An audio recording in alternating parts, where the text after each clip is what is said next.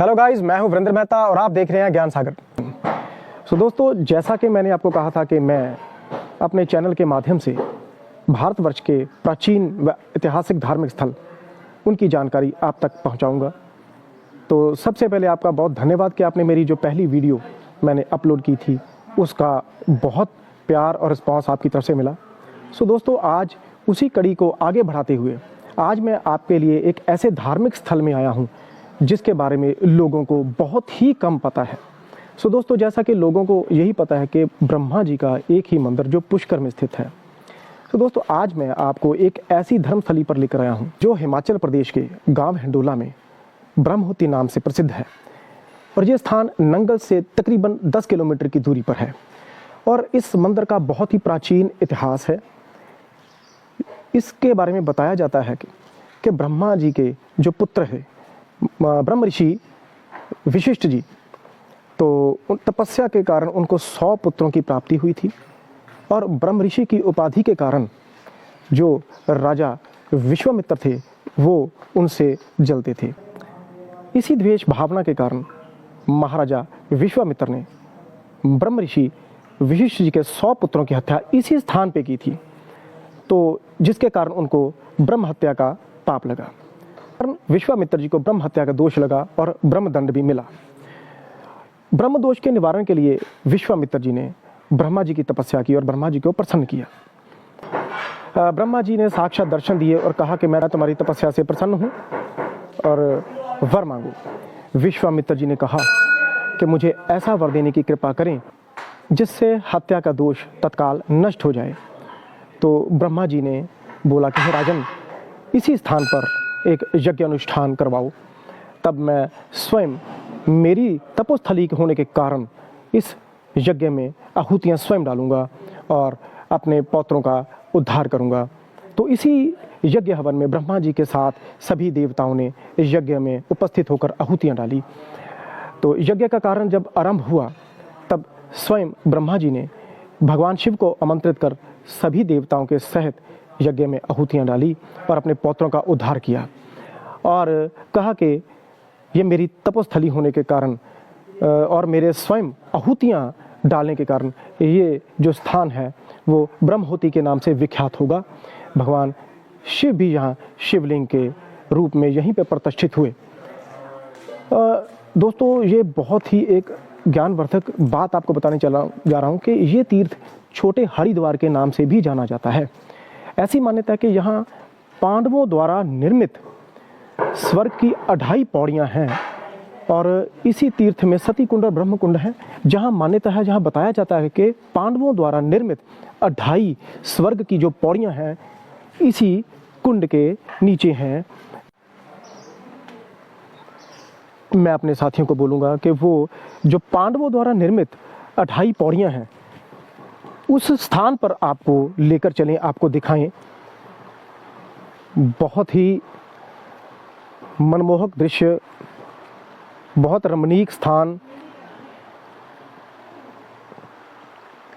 इसी स्थान को छोटा हरिद्वार कहा जाता है, जहां पर ब्रह्मा जी ने स्वयं देवी देवताओं के सहित यज्ञ में आहुतियां डाली। सुंदर पहाड़ियों के बीच बहता हुआ पानी, बहुत ही रमणीक स्थान जहां पर पांडवों ने स्वर्ग की 28 पौड़ियों का निर्माण किया। दोस्तों, नंगल से तकरीबन 10 किलोमीटर की दूरी पर ये स्थान जो स्थित है, जो लोगों को बहुत ही कम पता है कि ब्रह्मा जी का दूसरा धार्मिक जो स्थल है प्राचीन वो यहाँ पर विद्यमान है। दोस्तों, मैं इस छोटे हरिद्वार में और इस ऐतिहासिक पौराणिक रमणीक स्थान में जो कुंड है, तो मैं उस कुंड में उतर रहा हूँ। बहुत ही ठंडा पानी है और बहुत ही अच्छा तीर्थ स्थल। आप सभी एक बार यहाँ पे ज़रूर आएँ और ऐसे स्थल के दर्शन करें जो बहुत ही प्राचीन और धार्मिक इतिहास से संबंधित है। और यही वो आगे रास्ता सीढ़ियों के है जो पांडवों ने 2.5 पौड़ियाँ स्वर्ग को जाने के लिए बनाई गई थी, निर्माण किया था जिन सीढ़ियों का।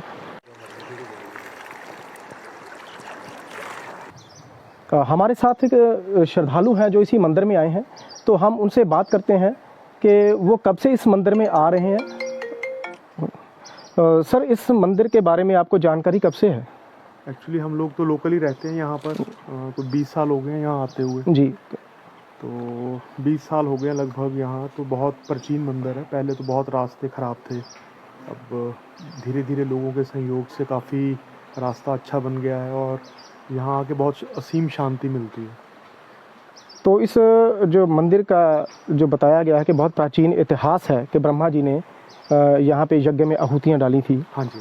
तो आप इसी जगह पे रहने वाले हो, तो आपको तो ये चीज़ें आपके बुज़ुर्गों से इस बारे में जानकारी पहले से मिली होगी। हाँ, हमें अपने बुज़ुर्गों से जानकारी है ये, क्योंकि ब्रह्म आहुति, अगर हम इसका संधि विच्छेद करें तो ब्रह्मा जी ने आहुतियाँ देके यहाँ पे दैविक शक्ति को उत्पन्न किया था।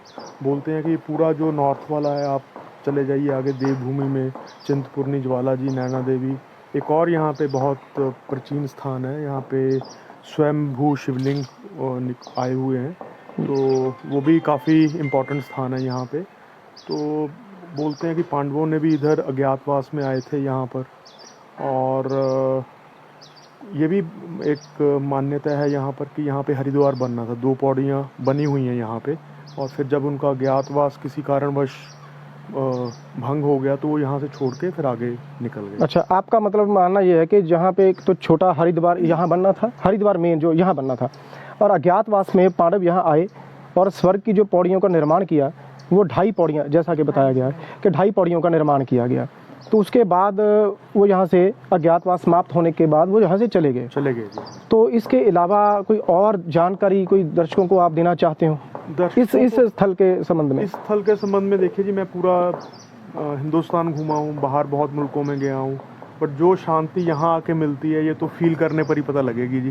एक कुछ चीज़ें ऐसी होती हैं जो मुख से बयान नहीं होती हैं, बट ये धार्मिक स्थल ऐसा है कि इतनी असीम शांति है यहाँ पे, और मतलब एक बार जो यहाँ आ जाता है वो फिर यहीं का होकर रह जाता है जी। नहीं, बहुत बहुत धन्यवाद सर आपका भी बहुत बहुत धन्यवाद जी, धन्यवाद।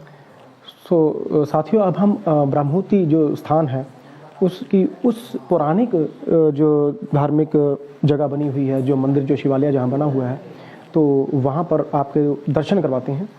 तो आइए उस संबंध में यहाँ के जो मेन पुजारी हैं, हम उनसे भी इस मंदिर के बारे में जानकारी प्रदान करते हैं। जी पंडित जी, हम यहाँ पर मंदिर में आए हैं जो ब्रह्मोती स्थल है, तो जहाँ पर हम बैठे हैं हम देख रहे हैं कि जहाँ पर ब्रह्मा जी की भी मूर्ति है और भगवान भोलेनाथ का शिवलिंग भी स्थापित है। तो आप हमें इस स्थान के बारे में जानकारी प्रदान करें, हमारे दर्शकों को भी जानकारी प्रदान करें, इस जो मंदिर का पौराणिक जो इतिहास है उसके बारे में हमारे दर्शकों को भी कुछ बताएं। जय श्री राम। यहाँ पे वशिष्ठ महाराज जी अपने परिवार के साथ रहते थे, तो विश्वामित्र जी ने उनके पुत्रों का इस स्थान पे वध कर दिया था। तो विश्वामित्र जी को ब्रह्म हत्या का दोष लगा है, तो विश्वामित्र जी ने फिर तपस्या की है। तो ब्रह्म हत्या का दोष लगने के बाद जैसे ही मतलब तपस्या की है, उसके बाद ब्रह्मा जी ने उनको दर्शन दिए हैं। तो विश्वामित्र जी ने अपनी व्यथा बताई कि किस प्रकार से ब्रह्म हत्या दोष से मुक्ति मिल सकती है। तो विश्वामित्र जी ने कहा जाता है कि यहाँ पे काफ़ी लंबे समय तप किया और तब के पश्चात ब्रह्मा जी ने उनको दर्शन दिए हैं। तो ब्रह्मा जी के बताने पर ब्रह्मा जी ने कहा कि यहाँ पे यज्ञ कर लो। तो विश्वामित्र जी ने यहाँ पे यज्ञ किया था। तो स्वयं विश्वामित्र जी की यज्ञ में ब्रह्मा जी आहुति देने आए थे, इसी नाम से इस स्थान का नाम ब्रह्मावती पड़ा है। और यहाँ पे आज भी ब्रह्मा जी विराजमान है, और ब्रह्मा जी के साथ जो भी देवतागण आए थे, शंकर भगवान इत्यादि, गंगा मैया, तो सभी यहाँ शंकर जी यहाँ पे भी विराजमान है और गंगा मैया भी यहाँ पे भी विराजमान है। यहाँ पे कहा जाता है कि सती कुंड से लेकर ब्रह्म कुंड तक जो जल आता है ये गंगा जल बन जाता है, सामान्य जल से गंगा जल जैसे बन जाता है, जो कभी खराब नहीं होता है। यहाँ पे किया गया जप तप एवं करोड़ों कोटि के समान फल मिलता है। तो ये जो जल का प्रवाह हो रहा है जी, मतलब जल कौन सा है जो आ रहा है यहाँ? ये सतलुज नदी का जल है और ये यहाँ पे आगे गंगा जल बन जाता है। सो दर्शकों, अब हम जो ब्रह्मोती धार्मिक स्थल में आए हुए हैं, तो वहाँ के जो गद्दी नशीन जो हम महंत हैं महेश गिरी जी महाराज, हम उनसे इस बारे में और जानकारी आपको प्रदान करते हैं। महाराज प्रणाम जी। महाराज इस मंदिर के इतिहास के बारे में कुछ जानकारी हमारे दर्शकों को प्रदान करें।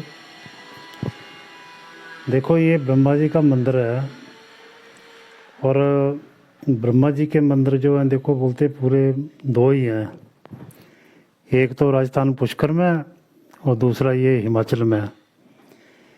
इसका जो पुरातन जो इतिहास है ना, देखो सामने नैना देवी शक्तिपीठ पड़ती है और उनका एक ना कथा आती है, अमर कथा, वो पढ़ के देखना कभी भी, उसके बीच में आपको यहाँ का जिक्र जरूर मिलेगा। वैसे ये 4 मंदिर हैं ये। एक तो ये क्योंकि जो शक्तिपीठ है इसका ना ये पश्चिम द्वार है ब्रह्मा जी का मंदिर। एक डिस्ट्रिक्ट रोपड़ में पड़ा हुआ जुटवाड़ भगवान शिव का मंदिर है और तीसरा मंदिर ये डिस्ट्रिक्ट बिलासपुर में पड़ा है, वो बछरेटू नाम की जगह है एक। और जो चौथा मंदिर है ये जो कीर्तपुर से बिलासपुर रोड गया ना, स्वार घाट में एक जंगल में भगवती काली का मंदिर है। तो बोलते जो शक्तिपीठ है इसके ना 4 द्वार हैं ये जो ब्रह्मा जी का पश्चिम द्वार है इसका जो क्षेत्रफल है ये 12.5 योजन तक फैला हुआ है। मतलब एक योजन 12 किलोमीटर का होता है। मतलब बिलासपुर से लेके देखो भाखड़ा, ये ब्रह्मा जी का स्थान, आगे भगौर साहब, आनंदपुर साहब, कीर्तपुर साहब, ये जितनी भी चलेगी सब मतलब गुरु पीरों की धरती चलेगी सारी, ये देवी देवताओं की तपस्या नहीं चल गई। क्योंकि जो शक्तिपीठ है नैना देवी, इसके आसपास का ये जितना भी क्षेत्र पड़ता है सारा महिष क्षेत्र है, क्योंकि वहाँ पर भगवती ने महिषासुर का वध किया था।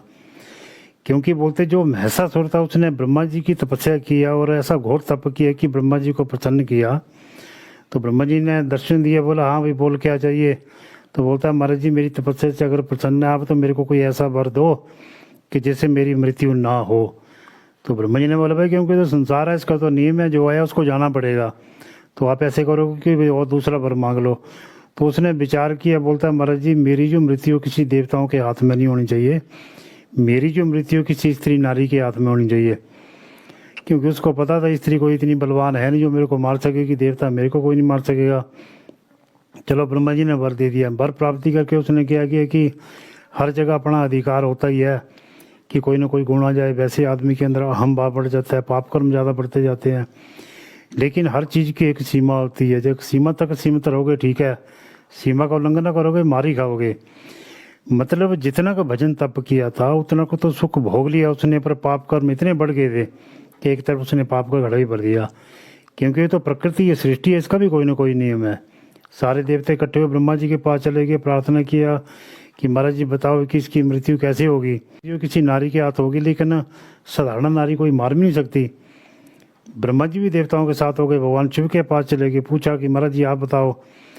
तो भगवान शिव ने भी देखा भाई वो तो दैत्य इतना अभिमान में चूरा, तो उसको मारने में मतलब ऐसी कौन श्रेष्ठ स्थिति जो समर्थ हो सकती है।